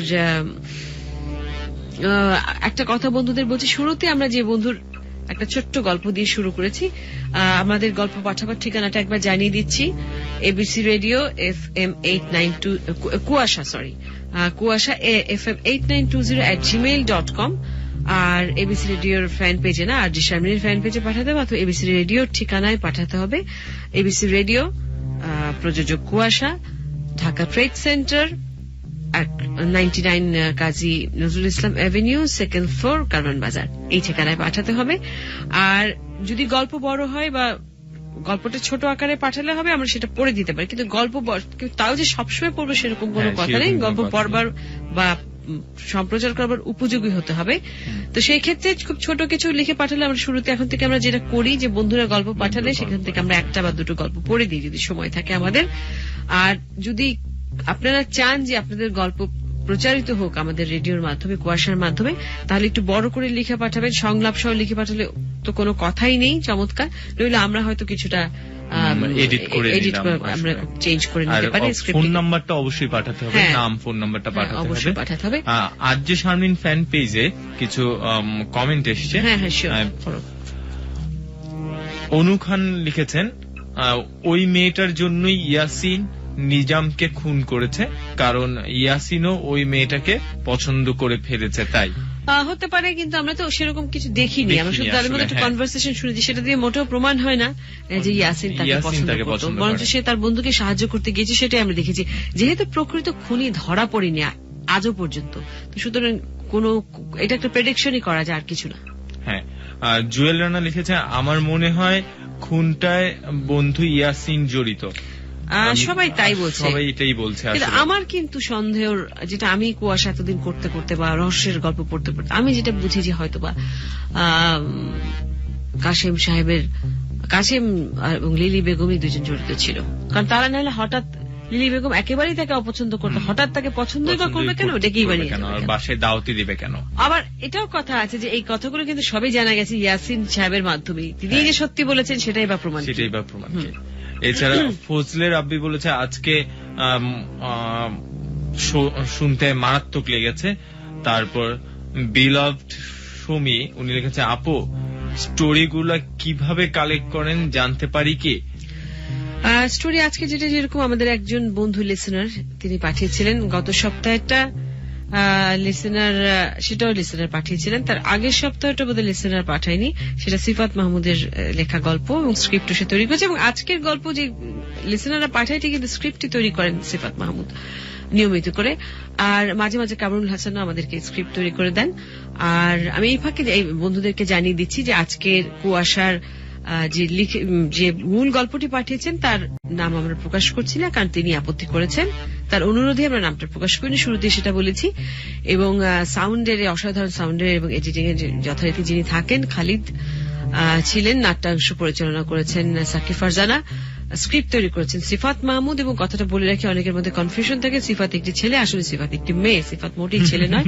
এবং যারা অভিনয় করেছেন, তুষার, রনি, মেহেদি, খালিদ, কাঞ্চন, নাহিদ, মিলু, সিফাত, সাকি, শাকিল এবং জাহিদ, এদের সবাইকে ধন্যবাদ জানাচ্ছি, পুরো কুয়াশার টিমকে ধন্যবাদ জানাচ্ছি।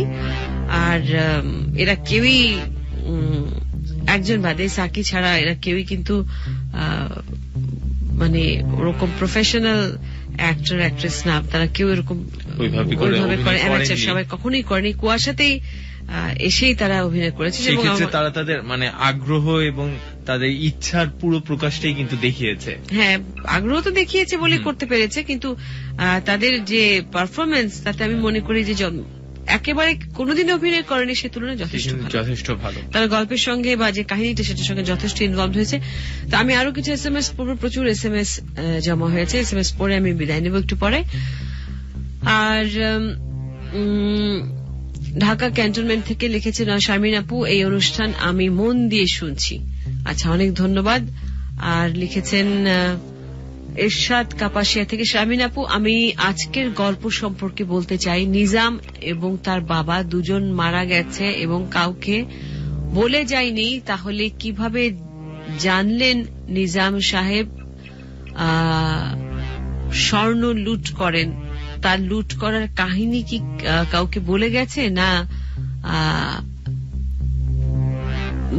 নাকি ডায়েরি সে বা ডায়েরি থেকে পাওয়া গেছে? সেটা তো আমি বলবো না, আগেই বলেছি, কারণ যিনি গল্পটা পাঠিয়েছেন তিনিই বলতে পারবেন, তিনি তার নামটা প্রকাশ করতে আমাদের সম্মতি দেয়নি। হ্যাঁ। আর স্নো হোয়াইট লিখেছে চিটাগং থেকে, মুরাদপুর নিজামকে কাশেম খুন করেছে। আমারও মনে হয় সেটা, আমি তোমার সঙ্গে একমত। আমার ইয়াসিনকে সন্দেহ হয় না, আমি জানি না, হতেও পারে। আর এটা আমার প্রথম SMS। আপু, আই লাইক কুয়াশা but I love ABC radio. Saddam, Rampura থেকে। শামির আপু, তুমি আমার পুরনো বন্ধু, বাট কুয়াশা নতুন শুনছি, গল্পটা ভালো, তার থেকে তোমার কথা শুনতে বেশি ভালো লাগে। তুমি থেকো সারাক্ষণ এভাবে। সারাক্ষণ তো ABCতে কথা বলা আমার পক্ষে সম্ভব না। লিলির স্বামী নিজামকে মেরেছে, এটা রুবেল বলছে মিরপুর থেকে। আমিও তোমার দলে, কারণ আমারও কেন জানি কাশেম কি সন্দেহ আমি বলতে পারবো না। অন্তত গল্পের যেরকম ধারা ছিল তিনি যেভাবে লিখে পাঠিয়েছেন তাতে সেটাই প্রমাণ করে। এখন ইয়াসিন সাহেব জড়িত কিনা সেটাও আবার একটু সন্দেহ রয়ে যায়। তো এখানে হচ্ছে আসল কুয়াশা নামের সার্থকতা, যে আমরা কিন্তু কুয়াশা থেকে পুরো বের হয়ে যায় না, কুয়াশার মধ্যেই সবাইকে রেখে যায়। আচ্ছা আপু, আমি শিউলি বলছি রায়ের বাজার থেকে। আমি আর আমার ফ্রেন্ড মনি মনোযোগ দিয়ে কুয়াশা শুনছি। অনেক ধন্যবাদ। কুয়াশা তো শেষ হয়ে গেছে, আমি এগুলি আগে পাঠানো SMS গুলো পড়ে দিচ্ছি। চিটাগং মেডিকেল কলেজ থেকে নাম পাঠানো এক বন্ধু লিখেছেন, আমার মনে হয় লিলি স্বামী খুন করেছেন, আলম লিখেছে এটা। আচ্ছা আপু, আমার কি মনে হয় জানো, নিজামকে কাশেম মেরেছেন। তোমার কি মনে হয়? আমার SMS-টা একবারও পড়নি, মৃত্যু লিখেছে এটা। আমিও তোমার সঙ্গে একমত। হাই আপু, আমি নিউ ফ্রেন্ড আশিক, আমি ক্লাস 4-এ পড়ি, খুবই ছোট। তাহলে তোমার একেবারে শোনা উচিত, তোমার বাড়িতে কি কেউ নেই? রাত 2টার সময় তুমি 4-এ পড়ো, তুমি কেন এটা শুনেছ? আর আমি আইনুল বলছি ঢাকা থেকে। আপু, আমি ভয় পাচ্ছি, আপু আমার বন্ধু সীমাকে একটু ফোন করতে বলো। আচ্ছা আইনুল খুব ভয় পাচ্ছে, সীমা তুমি একটু ফোন করো ওকে, তাহলে তোর ভয়টা একটু কমে যেতে পারে। সালাম জানিয়েছে স্নো হোয়াইট চিটাগং থেকে, তোমাকে ওয়ালাইকুম আসসালাম। সাইফুল চিটাগং থেকে লিখেছে, পুলিশ লাইন থেকে শারমিন আপু, খুব ঘুম আসছে, তবুও কুয়াশার শেষটুকু শোনার জন্য জেগে আছি, অনেক ধন্যবাদ। নাসির আলী খান চিটাগং থেকে লিখেছে, কুয়াশার মতো একটি শিক্ষণীয় অনুষ্ঠান প্রচারের জন্য ABC রেডিও 89.2 কে অনেক ধন্যবাদ। আপনাকেও ধন্যবাদ আমাদের সঙ্গে থাকবার জন্য। রাকিব লিখেছে ঢাকা ইউনিভার্সিটি থেকে, তোমার ভয়েসের মতো কি তুমিও, যাই হোক এটা পড়লাম না, তোর ভয়েস রেকর্ড করে শুনি, বিকজ রিটেন আর কি রিটেন আর প্রিপারেশন বাদ দিয়ে তোমাকে শুনছি। পরীক্ষা ফেল করলে আমার নাম লিখে দিয়েছো পরীক্ষার খাতায়, আর কি করবে। আর শারমিন আপু, কুয়াশা শুনছি, ভালো লাগছে আপু। আপনার নামে আমার একটা খালাতো বোন আছে, তাকে আমার খুব ভালো লাগে আপু, কিছু বলার সাহস পাই না আপু, আমাকে একটু সাহস না। খালাতো বোনকে কিছু বলার জন্য সাহস আমি দিব না। কুয়াশাতে এই ধরনের কোনো আয়োজন নেই যে প্রেম করবার জন্য আমি সাহসের কথা বলবো। কুয়াশা শুনে যাতে ভয় না পাও সেই সাহসের কথা আমি বলতে পারি, সেটুকু সাহস রাখো। এইগুলো অপ্রাসঙ্গিক কথা না লিখে পাঠানোই ভালো এই আয়োজনে। আপু, আমি কামরুল, আমি আপনাদের নতুন বন্ধু, আজ প্রথম কুয়াশা শুনছি, তার মধ্যেই আপনারা নিজের গল্প নিয়ে ব্যস্ত। আমরা নিজের গল্প নিয়ে ব্যস্ত না, কুয়াশা শেষ হয়ে গেছে, আমাদের মাঝখানে একটুখানি গ্যাপ ছিল, সেটা আমাদেরকে ফিল আপ করতে হয়েছে, কারণ আমাদের কিছু নিয়ম থাকে, রুলস এন্ড রেগুলেশনস, এবং আমাদের যে ফরম্যাটটা থাকে সেটা আমাদেরকে ফলো করতে, এবং আমাদের ফরম্যাট একটা চেঞ্জ হয়েছে, সেটা হচ্ছে রাত 12টার পর থেকে প্রতি ঘন্টার খবর আর থাকছে না। তো সেই ক্ষেত্রে সেখানে একটা গ্যাপ হয়ে গেছে, যেহেতু এটা রেকর্ডেড অংশ আমরা শোনাই, অ্যাজ লাইভ আমরা থাকি দুজন, সেক্ষেত্রে একটু কথা বলতে হয়েছে। অন্যদিন আমরা একটানা গল্প শুনি। আচ্ছা, ABC রেডিও ফ্যান পেজে অনেকে কমেন্ট দিয়েছেন। বুশরা সুলতানা, উনি লিখেছেন যে আজ প্রথম কুয়াশা শুনছি, অনিন্দ এবং শারমিন আপু আপনাদেরকে অভিনন্দন, খুব ভয় লাগছে। অনেক ধন্যবাদ। হ্যাঁ, মিরপুর থেকে বুশরা সুলতানা লিখেছিলেন। এছাড়া মোহাম্মদ রাসেল, উনি লিখেছেন, আপু কেমন আছেন? কুয়াশা অনেক সুন্দর হয়েছে আজ। মর্নিং ডিউ, উনি লিখেছেন, আপু আজকে স্টোরিটা অনেক মজা পেয়েছে। আমি জানি না এত ভীতিকর একটা গল্পের মধ্যে উনি মজা পেয়েছেন। যাই হোক, সজীব রহমান, উনি লিখেছেন, আজকের গল্পটা মনে হয় অনেক ভালো হচ্ছে। যাই হোক, গল্পটা শেষ আসলে। অনেক ভুইয়া লিখেছে,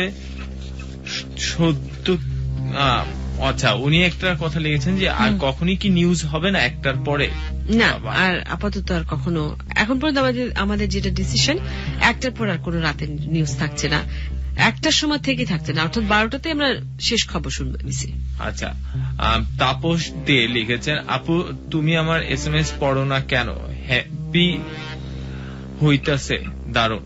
যাই হোক, আবু সুফিয়ান উনি লিখেছেন আপু চরম হচ্ছে আজকের কুয়াশা। ধন্যবাদ। এমডি রাসেল বৃষ্টি হচ্ছে, কুয়াশা শুনতে অনেক ভালো লাগছে, ভয়ও পাচ্ছি। Awesome, thank you. আর একজন বন্ধু জানতে চেয়েছে সময়ের কথাটা, লিখেছে খোলামুড়া কেরানীগঞ্জ থেকে, শারমিন আপু কুয়াশার ঘটনাটা কতদিন আগের? এটা 1971 সালের সময় থেকে আমরা ঘটনার মূল ঘটনাটার সূত্রটা সেখান থেকে, শুরুটা সেখান থেকে। আর যে খুনের কাহিনীটা সম্ভবত 1975 সালের দিকে, অর্থাৎ মিড 70s এর ঘটনা। এটা বেশ আগের ঘটনা, আজকের ঘটনা না, প্রায় 37 বছর 37 বছর 38 বছর আগের ঘটনা। আচ্ছা, আর SMS পড়বে কোন? আর SMS আছে? অনেক পারভেজ উনি লিখেছেন শারমিন আপু আমি আজকে ফার্স্ট এই কুয়াশা শুনছি, তো আমার অনেক ভালো লাগছে, বাট আগে জানতাম না, সো আমি রেগুলার এটা এনজয় করব আজ থেকে, এবং আপনার ভয়েস অনেক স্মুথ, তাই ভালো বুঝতে পারছি। Thank you so much. আর প্রতি সপ্তাহে সোমবার রাত 11টার খবরের পর থেকে কুয়াশার আয়োজন শুরু হয় এবিসি রেডিও FM 89.2-এ। সাথে তো থাকছি অনিন্দ এবং শারমিন তো আছেই, এছাড়া ভারপ্রাপ্ত বয়ফ্রেন্ড উনি লিখেছেন। সেও থাকছে নাকি? তুমি যেভাবে বলে এছাড়া ভারপ্রাপ্ত বয়ফ্রেন্ড উনি লিখেছেন কুয়াশা না শুনে ঘুম আসে না, আর শুনলে ঘুমাতে পারি না। চমৎকার। না শুনলেও ঘুম আসে না, আর শুনলে ঘুমাতে পারো না, তাহলে কি করা উচিত? এর জবাব তো আমি দিতে পারবো না। এটাই এই কুয়াশার এইখানেই মজা। এক রাতে না ঘুমালে, সপ্তাহে একদিন রাতে, যেমন যারা যোগাসন করেন নিয়মিত তাদের বলা যায় সপ্তাহে একদিন উপোস থাকা ভালো, না খেয়ে থাকা ভালো। এটা হয় আমাদের শরীরটা তো মেশিনের মতন, তো তাতে আমাদের শরীরে যে অর্গানস গুলি আছে সেগুলো, বিশেষ করে স্টমাকটাকে একটু রেস্ট দেওয়া উচিত। প্রতিনিয়ত সেটা কাজ করছে, তো সপ্তাহে একদিন মেশিনেরও যেমন রেস্ট দরকার, তেমনি একদিন না ঘুমলে চোখের একদিন, চোখটা তো মাঝে মাঝে বন্ধ থাকে, একদিন সম্পূর্ণ 24 ঘন্টা খোলা থাকলো, অসুবিধা থাকলো। হ্যাঁ, এছাড়া আচ্ছা আমি একটু পড়ছি আমার ফ্যান পেজ যেগুলো আছে। মামুন রাজ লিখেছেন I love you so much, সেটা বোধহয় কুয়াশার জন্য অনেক ধন্যবাদ। আপনি আপনার পেছনে নিজাম সাহেবের কাটা মাথা। আরিফুল ইসলাম মরিন লিখেছেন থাকুক, কোনো অসুবিধা নেই, আমি ভয় পাই না। আর ইমরান হোসেন ইমু লিখেছে আপু সামনে এক্সাম, তো তাই ম্যাথস করছি আর কুয়াশা শুনছি। চমৎকার। আপু কেমন আছেন? ব্রতি আপু কি মারা গেছে নাকি? ছি, এটা লিখেছে আবু মোহাম্মদ আবু সাইদ। না, ব্রতি আপু বহাল তবিয়ত আছে, সুস্থ আছে, ভালো আছে। আর এক বন্ধু একটা অন্য ভাষায় লিখেছে, তার নাম পড়তে পারছি না, তবে লিখেছে অলসো থ্যাঙ্কস। আর লিখেছেন মাদিয়া কুব্বালি আলী, হাই আপু, আমি আপনার নতুন বন্ধু, আমার কমেন্ট পড়বেন কিনা জানি না, তবে একটু বলুন কেমন আছেন। আমি ভালো আছি, থ্যাংকস আপু, I love you two. Amin Khan, আমি কিন্তু আমিন খানকে লাভ ইউ বলিনি, শুধু লাভ ইউ টু কেন বলেছি আমি জানি না। সুমন কুমার লিখেছে আপু ভালো আছো তো। আর কুয়াশা সম্পর্কে দেখি কি আছে। আর সানি শ্রাবণ লিখেছে শ্রুতি মধুর আপু কেমন আছেন? আমি ভালো আছি। কাজী মামুন এক্সেপশনাল লিখেছেন আপি আমি কুয়াশা পছন্দ করি, প্রোগ্রামটা একটু এগিয়ে নিন মানে কি আরো একটু পরে, মানে 2টার দিকে করব না আগিয়ে নিন, নাকি 11টার দিকে করব, মানে 10টার দিকে করব? 9টা 10টার দিকে করলে হয় কি, যদি আগে করতে বলেন, কেউ এরকম ভয় বা রহস্যের গল্প কিন্তু আগে এত ভালো মজা লাগে না শুনতে, যত গভীর রাত হয় তত কিন্তু ভালো লাগে শুনতে। আর লিখেছে নুসরাত, নামগুলো পড়ে দিচ্ছে, হাসান তামিম, জাপানি আরিফ, রকিবুল ইসলাম রকিব, ড্রিমলেস রাজ, রুকাইয়া অ্যালিয়েনা। আর কুয়াশা খুব পছন্দ করে সে। আসাদুজ্জামান রাজন লিখেছেন, মাহবুবুর রহমান, মিলান হোসেন, তানিয়া তাহের শান্তা লিখেছে, তামজিদ আহমেদ তনু, এমডি জাভেদ, শ্রাবণ প্রচুর প্রচুর প্রচুর।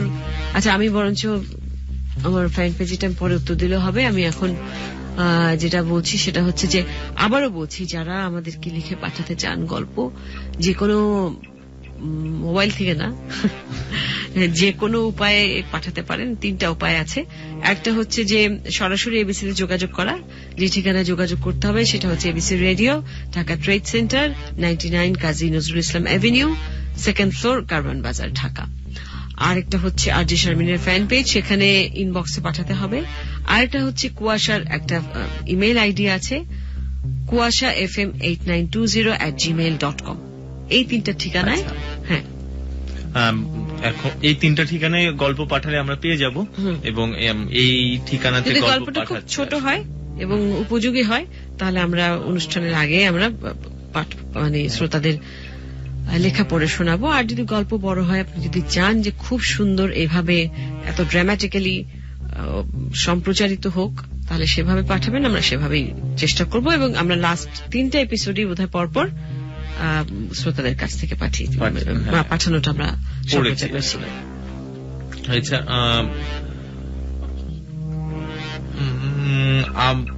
আবির আহমেদ অনেক, উনি লিখেছে, না জানি আজ রাতে আমার কি হয়। উনি প্রচন্ড ভয় পাচ্ছেন। রাতে একটু ভয় হবে, সকালে আবার চলে যাবে। আর কুয়াশা is very interesting show, so I like কুয়াশা। তানভীর নুহাস লিখেছে, কাশিমই খুন করেছে। গল্পের মাঝে কথাকে পছন্দ করছে না অনেকেই। Your voice is so sweet and love কুয়াশা, গুড নাইট। আচ্ছা, শারমিন আপু আর অনিন্দ ভাইয়া, প্লিজ প্লিজ প্লিজ আমার মেসেজটা পড়বে কিন্তু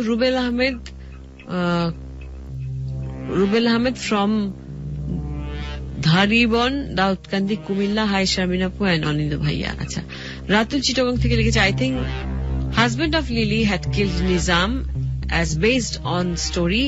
His neck was detached from his body. Her husband used to collect dates cream by cutting dates, blah blah blah. আসে নাই, শুধু অর্ধেক এসছে, বাকিটা আসতে পারেনি। আচ্ছা, হ্যালো আপু, আমি আপনার নতুন বন্ধু খালেদ কক্সবাজার থেকে লিখেছি। আমি একটি কালো বিড়ালের সাথে নিয়ে কুয়াশা শুনছি। চমৎকার। কালো বিড়াল নিয়েও একটা গল্প কিন্তু আগামীতে আছে সামনে, সেটা কিন্তু কবে আমরা সেটা বলছি না। আচ্ছা, জুনায়েদ চিটাগং থেকে লিখেছে, আগ্রাবাদ থেকে, কেমন আছেন আপু? আমি কুয়াশার নতুন বন্ধু, আজ গল্প খুব ভালো লাগছে, ধন্যবাদ কুয়াশা ও এবিসি কে। আর শারমিন আপু, আজকে খুব খবর নেই কেন? আরমান নরসিংদীকেই তো খবর আছে। খবর নেই কেন আমাদের নতুন নিয়ম, 12টার পরে আমরা রেকর্ডের খবর বাজাই, সুতরাং 12টা পর্যন্ত আমরা শেষ খবর দেব, আবার সকাল থেকে আমাদের খবর শুনতে পাবে। নেই কেন এটা কর্তৃপক্ষ বলতে পারবে, আমি তো বলতে পারবো না। শাওন লিখেছে যাত্রাবাড়ি থেকে, শারমিন আপু তুমি অনেক সুন্দর, I love you, I love ABC radio, thank you. Sharmin আপু, আমাকে দয়া করে কল দিবেন। আপনি তো কোনো গল্প লিখে পাঠান, আপনার ফোন নাম্বার দিলে আমি নিশ্চয়ই আপনার সঙ্গে যোগাযোগ করবো। আচ্ছা, সৈকত চিটাগং থেকে লিখেছে, চিটাগং বোয়াল খেতে, আপু আমার মনে হলো লিলির হাজবেন্ডই মেরেছেন নিজামুদ্দিনকে। সবাই বেশ তাদের যে প্রেডিকশন জানিয়েছে এবং মিলতেও পারে না, শেষ কুয়াশার রহস্য শুরু থেকে একেবারে শেষ পর্যন্ত কিন্তু আমরা আছে। আচ্ছা, নাফিস শাহরিয়ার উনি লিখেছেন, আপু এই কুয়াশার জন্য এভরি উইক ওয়েট করে থাকি।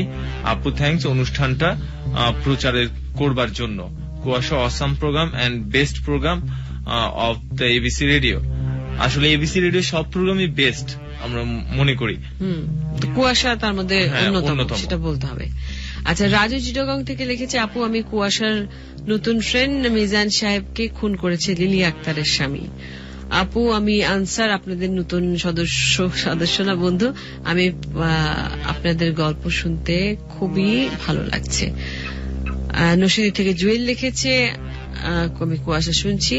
আমি আজিম মগবাজার থেকে লিখেছি, আপু কুয়াশা আমার অনেক ভালো লাগে, আর আজকের কুয়াশাটা আপু তার আগের বারের মতন মনে হয়নি, যাই হোক হতেই পারে।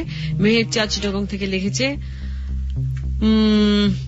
শারমিন আপু কুয়াশা এমন একটি অনুষ্ঠান যা মানুষের হৃদয়ে পৌঁছে মনের কুয়াশা কাটিয়ে দেয়।